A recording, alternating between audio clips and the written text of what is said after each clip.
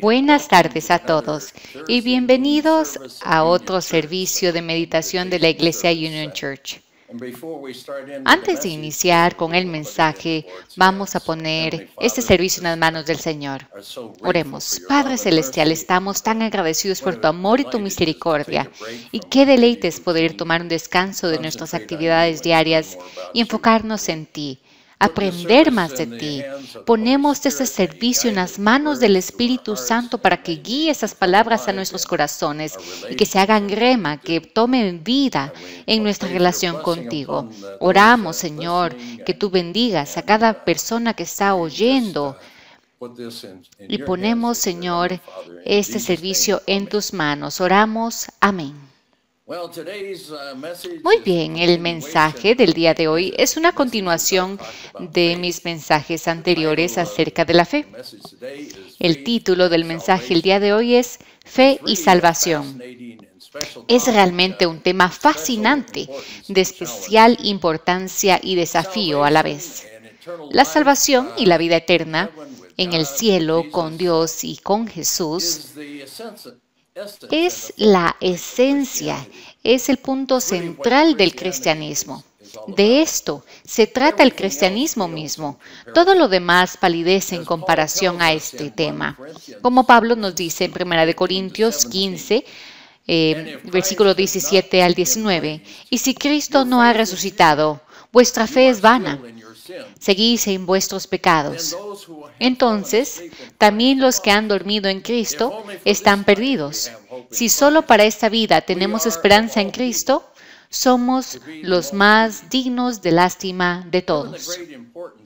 Dada la gran importancia del tema, como cristianos, ¿cómo sabemos que habrá salvación y un viaje al cielo cuando muramos? ¿Qué garantía tenemos de esto? Y pues luego, asumiendo de que llegaremos ahí, ¿cómo será el cielo? ¿Será que valdrá la pena todo el esfuerzo que hayamos hecho para llegar ahí? También, ¿cómo sabemos que existe el infierno y que estamos condenados a ir allí si no obtenemos la salvación? Si estamos condenados a ir allí, ¿cómo sabemos cómo sería? ¿Será que realmente va a ser tan horrible como dicen algunos? Muchas personas no creyentes se jactan de allí y pues dicen que es un lugar donde pues uno se puede sentar alrededor del fuego y asar pues comida y pues es mucho mejor que estar sentado con un montón de personas que se creen buenas. Intelectualmente, no puede demostrarse que hay salvación y que el cielo y el infierno existen. No podemos simplemente subir al cielo y comprobarlo y decir que nos gusta o no y volver a nuestra existencia terrenal. Del mismo modo, no podemos simplemente bajar al infierno y explorar los alrededores y decidir si vale la pena todo el esfuerzo y el supuesto sacrificio para evitar ser condenados ahí eternamente. Así que no podemos, entonces, probar esto de manera racional. Se trata de un asunto de fe, la creencia que está basada en la palabra de Dios. Dado que la salvación, la condenación, el cielo y el infierno no pueden probarse racionalmente de una manera u otra, siguen siendo incógnitas. Y debido a que son incógnitas, demasiada gente se limita a dejar de pensar en ellas. La gente no quiere pensar en eso y dice, ¿por qué preocuparse por algo que ni siquiera se puede probar? Y se concentran en maximizar sus beneficios de su existencia aquí en la tierra.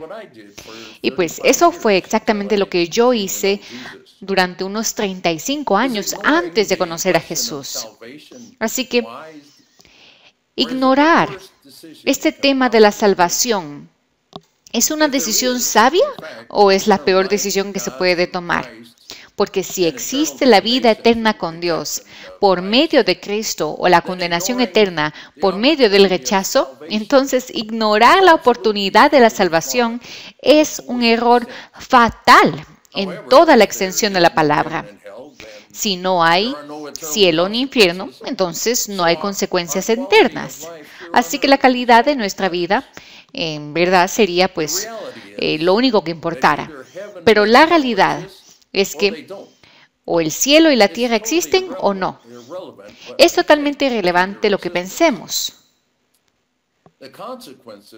Pero las consecuencias de cómo vivamos y desarrollemos nuestra relación con Dios, con Jesús, con el Espíritu Santo, serán determinantes o serán irrelevantes. De lo que se trata la vida está en juego al máximo.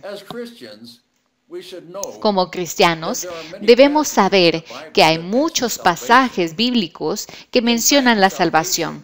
De hecho, la salvación por gracia, por medio de la fe en Jesucristo, es el tema central, principal en el Nuevo Testamento de la Biblia.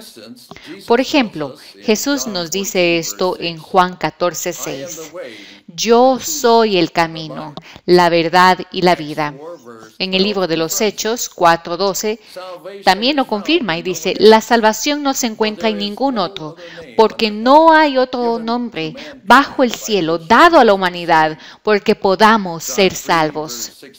Juan 3:16 dice, porque de tal manera amó Dios al mundo que entregó a su Hijo unigénito para que todo el que crea en Él no perezca, sino que tenga vida eterna. Porque Dios no envió a su Hijo al mundo para condenar al mundo, sino para salvar al mundo por medio de Él. En Juan 5:24 Jesús nos dice, en verdad les digo, que el que oye mi palabra y cree al que me ha enviado, tiene vida eterna. No entra en juicio, sino que ha pasado de la muerte a la vida. La Biblia también deja claro que la alternativa es la condenación eterna en el infierno. Juan 3:18. El que cree en Él no es condenado, pero el que no cree ya está condenado porque no ha creído en el nombre del Hijo unigénito de Dios. Mateo 7:21 también dice, no todo el que me dice Señor, Señor, entrará en el reino de los cielos, sino solo los que hacen la voluntad de mi Padre que está en los cielos. Hacer la voluntad de nuestro Padre depende de nuestra fe y de la posterior, pues, guía del Espíritu Santo. No podemos llegar al cielo a través de nuestros propios esfuerzos, por mucho dinero que tengamos, por más que trabajemos, por más bien que nos portemos y por más buenas obras que hagamos. Si hay salvación, la pregunta sería, ¿cómo es el cielo?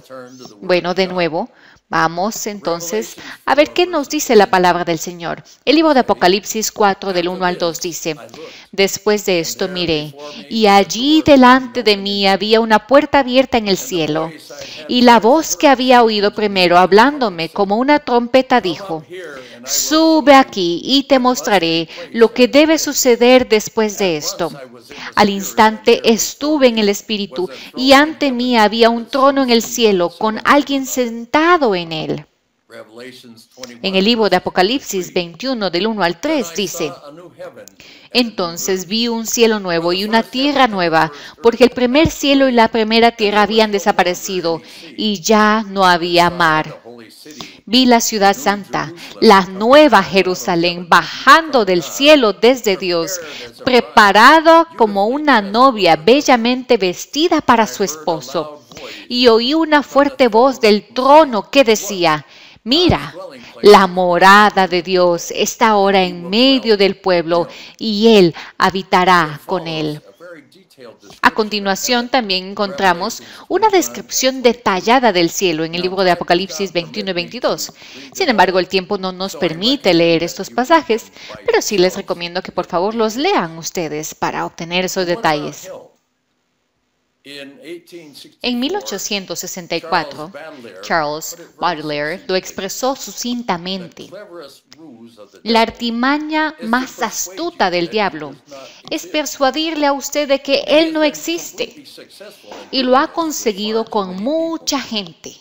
Nos ha convencido. Así que vayamos a la Biblia para tener orientación, guianza acerca de este tema.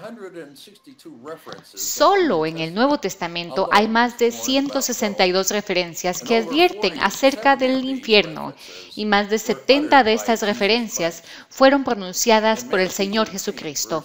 En Mateo 13:42, Jesús dice: los arrojarán al horno de fuego, donde habrá llanto y crujir de dientes.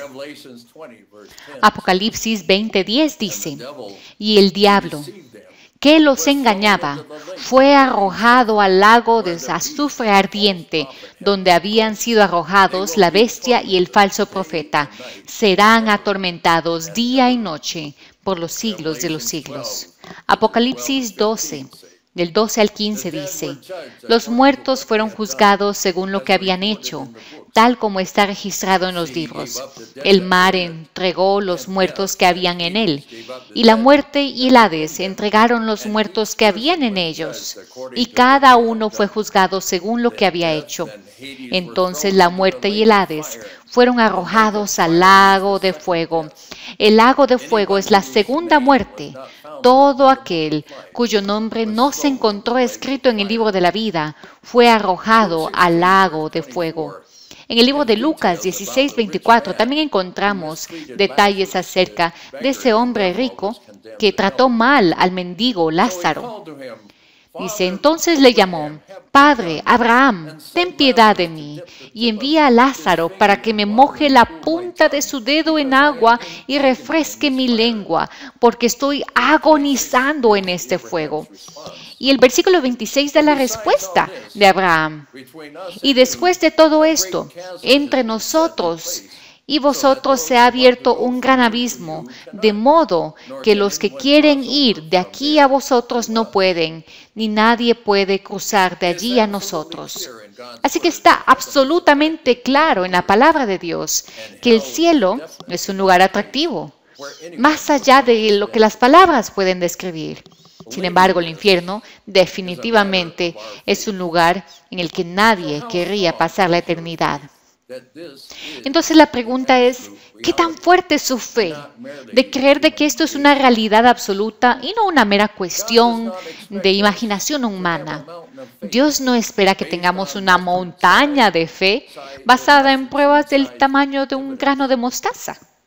No, Dios nos da revelaciones para poder fortalecer nuestra fe sobre el cielo, el infierno y la salvación o condenación eterna. Así que no debemos de depender absolutamente de nuestra pequeña fe. Y a medida que aplicamos, ponemos en práctica nuestra fe, el Señor nos da aún mayores conocimientos, revelaciones que nos llevan a una fe aún mayor. Es un círculo virtuoso que nos lleva hasta el cielo.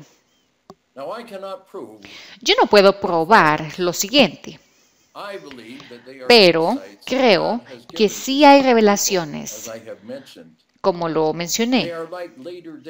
Y estas revelaciones son ejemplos posteriores como el de Apocalipsis.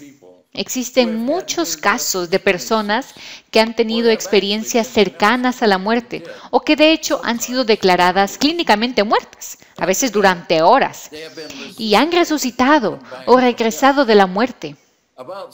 Alrededor del 17% de estos casos afirman haber tenido una experiencia sobrenatural. Pero no hay dos casos iguales. Hay algunos rasgos característicos que se observan habitualmente. Y estos incluyen la percepción de haber visto y oído fuera del cuerpo físico, haber escuchado el paso a un túnel o a través de él, el encuentro con una luz mística, emociones intensas generalmente positivas, el encuentro con seres queridos fallecidos. Y para contrarrestar el escepticismo, hay muchos informes de personas que han estado totalmente ciegas y durante la experiencia que han contado, han informado, han dicho de que han podido ver las hojas de los árboles, las plumas de los pájaros, los ojos de los pájaros, los detalles de los postes telefónicos y lo que había en los patios traseros de la gente. La investigación ha incluido también un amplio estudio de niños de 5 años o menos. Es poco probable que puedan manipular los hallazgos mediante sesgos predeterminados. Sin embargo, sus experiencias parecen tener el mismo contenido que las personas de los niños mayores y adultos han pasado también. Estas experiencias suelen ser increíblemente lúcidas, vívidas e impactantes. Parecen proporcionar una visión del cielo. Un ejemplo típico es el de Eben Alexander. Él cuenta que se encontró a sí mismo volando hacia una luz blanca brillante, teñida de oro, en el mundo más extraño y hermoso que jamás había visto. Y de hecho escribió un libro sobre ello que incluye la siguiente frase. Dice, mi experiencia me mostró que la muerte del cuerpo y del cerebro no son el fin de la conciencia, que la experiencia humana continúa más allá de la tumba. Y lo que es más importante, continúan bajo la mirada de un Dios que nos ama y se preocupa por cada uno de nosotros. Algunas experiencias cercanas a la muerte incluyen una revisión de parte o toda su vida anterior. Hay personas que cuentan que se encontraron con un ser luminoso, que les hizo un repaso detallado de su vida y les preguntó si habían pasado su vida amando a los demás o no. También se relatan experiencias extracorporales, como George Ritchie, el psiquiatra. Él escribe, pude oír al médico dar la orden de prepararme para la morgue, lo cual era desconcertante porque tenía la sensación de seguir vivo. Incluso recuerda que se levantó de una camilla para hablar con el personal del hospital. Pero los médicos y las enfermeras le pasaron por encima cuando se acercó a ellos. Entonces vio su cuerpo sin vida en una habitación y empezó a llorar al darse cuenta de que estaba muerto. De repente la habitación se iluminó hasta que pareció que 1.000.000 de antorchas de soldadura se encendían a mi alrededor, relata él. Allí vi cada detalle de mi vida, incluido mi nacimiento por cesárea. Entonces, él oyó una voz que le preguntaba, ¿qué has hecho con tu vida? También Raymond Moody escribió un libro, La vida después de la vida. Y similar a otros libros sobre el tema, también se convirtió en un bestseller del New York Times. Y dice que lo que él experimentó es demasiado hermoso para ser descrito con palabras. El cielo que describe no es un más allá incorpóreo, es un lugar físico, lleno de música tan hermosa, cascadas, campos exuberantes, niños riéndose, perros corriendo. En su libro describe el encuentro con un ser trascendente al que llama Creador, Woman. Dice que nunca vio la cara de este ser, ni escuchó su voz, pero sus pensamientos le fueron dichos de alguna manera. Comprendía a los humanos y poseía las cualidades que nosotros poseíamos, solo que en una medida infinitamente mayor. Me conocía profundamente, dice él, y desbordaba cualidades que toda mi vida he asociado siempre a los seres humanos y solo a los seres humanos. Calidez, compasión, patetismo, incluso ironía y humor. Colton Burpon tenía solo 4 años cuando cayó y estuvo inconsciente mientras era operado de emergencia por un apéndice reventado. Colton dice que flotó por encima de su propio cuerpo durante la operación y se elevó, se fue al cielo, donde conoció a Jesús. Todd Burper, el padre de Colton, dice que pues no le creía mucho a su hijo acerca de esta historia, hasta que su hijo describió el encuentro con un bisabuelo y una hermana menor que habían perdido antes de que naciera. Algo que nadie le había contado a ese niño, a Colton. También la experiencia del pastor Daniel de Nigeria es muy famosa.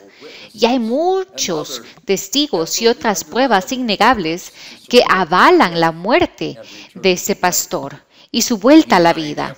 Él murió después de un fatal accidente vehicular. Se le fue llevado pues a la morgue, se extendió un certificado de función y pues le inyectaron productos químicos para embalsamarlo y al día siguiente lo metieron en un ataúd. El rigor mortis se instaló por completo. Su mujer pues insistió en que lo llevaran a una iglesia situada pues a 1 hora y media de distancia porque se le había dado un sueño. En la iglesia los asistentes se reunieron a su alrededor y empezaron a orar. Y 42 horas después de su muerte, él volvió a la vida y no ha sufrido ningún efecto negativo de su experiencia. Él explica de esta experiencia que fue llevado al cielo por 2 ángeles, vio una mansión impresionante y escuchó hermosos cantos. Luego un ángel llevó a Daniel al infierno. Inmediatamente pudo escuchar los horribles sonidos de la gente gritando y llorando, pero todo en el infierno estaba en total oscuridad. Había muchos grupos de personas angustiadas que pasaban por múltiples ciclos de tormento.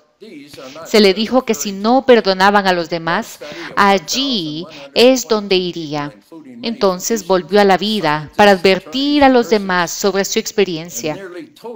Y se han realizado muchos estudios científicos sobre estas experiencias cercanas a la muerte. Un estudio de 1,122 personas incluía a muchos médicos, científicos, abogados y enfermeras, y casi la totalidad creía que su experiencia era real, no una alucinación.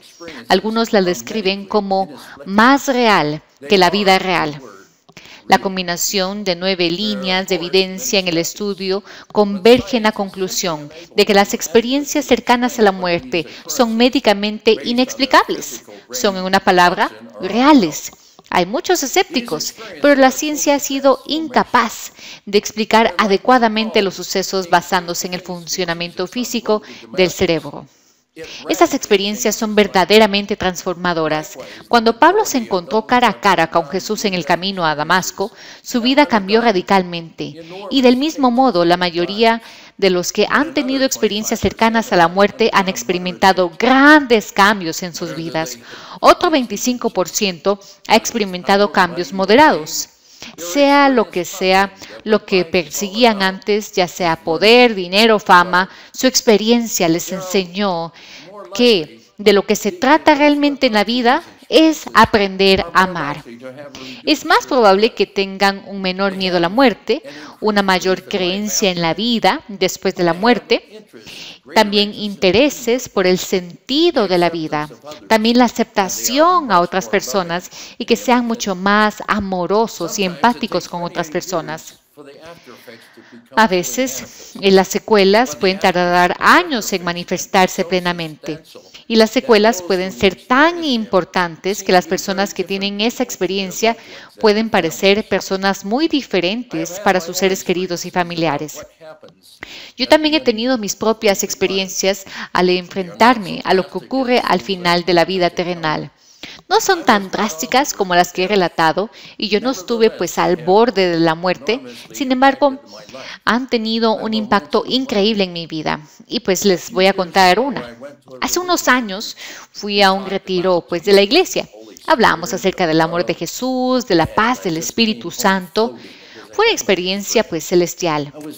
Salí prácticamente flotando de alegría y me fui a dormir esa noche en una paz increíble. Y a las 4 de la mañana me desperté en una angustia total, extrema y una soledad total. Fue el peor sentimiento que he sentido en mi vida.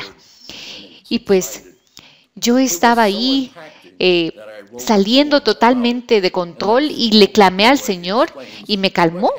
Fue tan impactante que inmediatamente escribí un poema en el que se explica lo que ocurrió y por qué. Eternamente. La otra noche me dormí en una paz absoluta. Me sentí reconfortado, pero pronto me desperté con un miedo angustioso que creció hasta volverse absolutamente insoportable. Mi sentido de tranquilidad y de calma interior me abandonaron por completo. Indefenso, solo, no podía respirar el aire, inmerso en un sufrimiento tan intenso que no podía soportar ese dolor. Y rápidamente esa oleada de miedo creció más allá de mi control. Me asoló hasta lo más profundo. Agonizó mi alma. Lloré de pánico al Señor y entonces mi tormento huyó. Mi miedo empezó a disiparse y me senté en mi cama y sentí una vez más que una paz tranquilizadora disipaba esa penumbra. Y pude levantarme y caminar por mi habitación.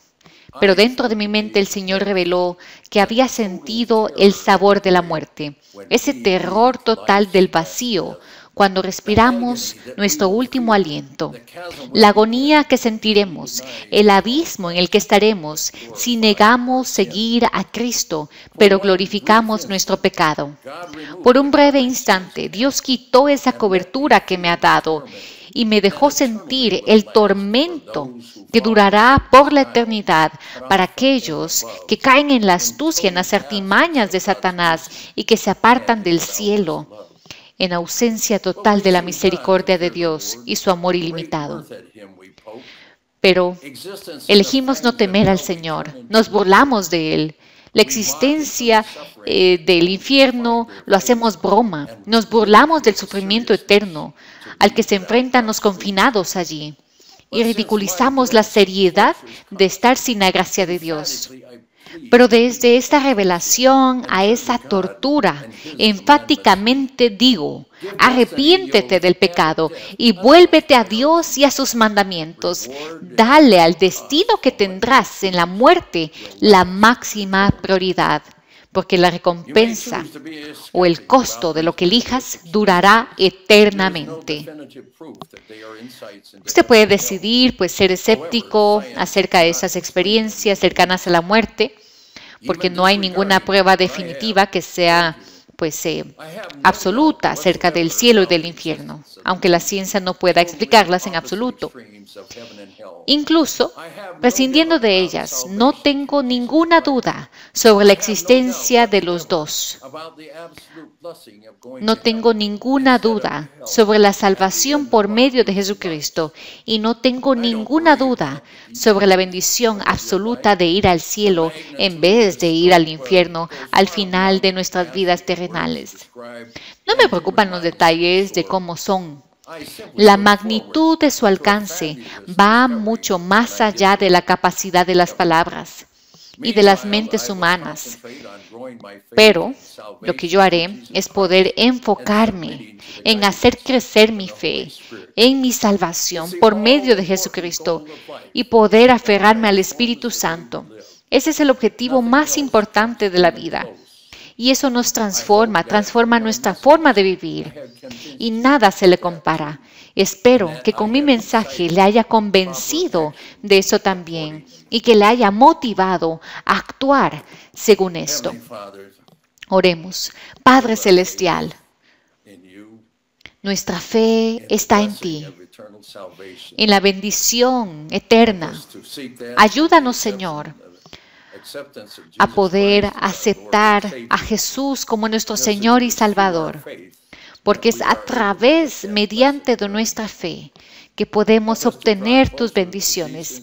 Ayúdanos, Señor, a acercarnos a Jesús para estar en medio de tu voluntad, para poder seguir tu guianza, la guianza del Espíritu Santo, a poder hacer crecer nuestro amor por ti y nuestro amor también por nuestros seres queridos, por el prójimo, porque el amor es esa unión que nos mantiene en unidad. Señor, edifica nuestro entendimiento de ti, de Jesús, del Espíritu Santo. Ayúdanos, Señor, a acercarnos a ti, a seguir tus enseñanzas, a seguir, Señor, tu dirección, porque no hay nada más importante que esos extremos, estar consciente de esos extremos, del infierno, del cielo. Así que te pedimos que nos ayudes con nuestra fe, Señor, que edifiques nuestra fe, para que podamos, Señor, esperar esa bendición de pasar una eternidad contigo, amado Jesús. Señor, no merecemos estas bendiciones. Todos somos pecadores, así que confesamos nuestros pecados y nos arrepentimos y buscamos, Señor, una reconciliación contigo y con otras personas, con personas que hemos ofendido. Te pedimos que perdones a aquellos que nos han ofendido. También, Señor, tenemos necesidades y te damos, Señor, gracias por todas las bendiciones que recibimos cada día. El don de la vida, al abrir nuestros ojos, al ver la hermosura que nos rodea. La familia tan hermosa, Señor, somos tan bendecidos por nuestra familia. Ayúdanos, Señor, a enfocarnos en ellos, porque las cosas más importantes de la vida son nuestra familia, esas que no se logran por dinero, sino esas cosas, esas personas, esas relaciones, eso que se logra a través de ti. Hay personas en necesidad, Señor, con problemas de salud. Te pedimos, Señor, por sanidad, que pongas tu mano de sanidad. Tú eres el gran sanador. Pon tu mano de sanidad sobre aquellos que están sufriendo, aquellos que tienen COVID. Ayúdalos, Señor, a respirar con libertad. Descongestiona sus pulmones y restaura, Señor, su fortaleza. Erradica el virus. Y aquellos que tienen cáncer, te pedimos, Señor, que tú pongas tu mano de sanidad sobre ellos, que restaure, Señor, las células, que pueda, Señor, quitar cualquier problema que les está causando ese problema. Restaura, Señor, los tejidos, los músculos. Restaura, Señor, su fortaleza. Hay personas que están pasando por depresión, por ansiedad, por tiempos difíciles. Llénalos con el Espíritu Santo, con esa paz que sobrepasa todo entendimiento. Aquellos que están sufriendo. Reemplaza ese estrés, esa ansiedad. Al pensar, Señor, al recordar de esas bendiciones que hemos recibido de ti. Llénalos, Señor, de tu Espíritu Santo. Aquellos que están pasando por dificultades económicas, te pedimos, Señor, que los guíes a esas oportunidades que tú tienes para que puedan aplicar sus dones y talentos, para que puedan servir a otros y puedan recibir recompensa justa. Restaura, Señor, a familias que están pasando por dificultades, que puedan, Señor, concentrarse en las bendiciones que vienen cuando trabajan juntos para resolver problemas. Porque cuando trabajan juntos, buscando lo que tú deseas, no lo que uno o el otro desea, de eso se trata, Señor. Así que ayúdanos, Señor, a trabajar juntos y a poner las dificultades y las diferencias a un lado y que podamos, Señor, enfocarnos en ti y que te pongamos en medio, en el centro de todo lo que hagamos. Te pedimos, Señor, que bendigas Guatemala. Que tu Espíritu Santo oriente, guíe a las autoridades y que puedan ellos, Señor, utilizar sus funciones para servir a otros de la mejor manera posible. Erradica, Señor, cualquier diferencia y que, Señor, tu Santo Espíritu pueda llenarlos.